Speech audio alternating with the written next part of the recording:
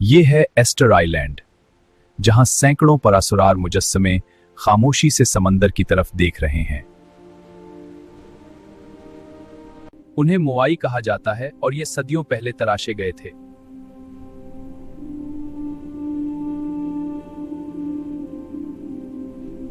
इतने भारी मुजस्समे बगैर जदीद मशीनों के कैसे मुंतकिल किए गए?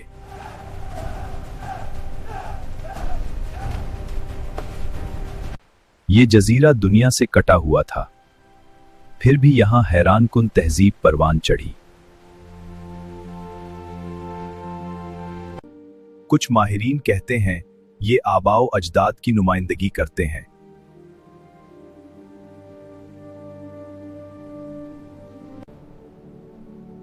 मगर असल सवाल आज भी बाकी है, क्या ये मुजस्समे किसी खोए हुए राज की अलामत हैं?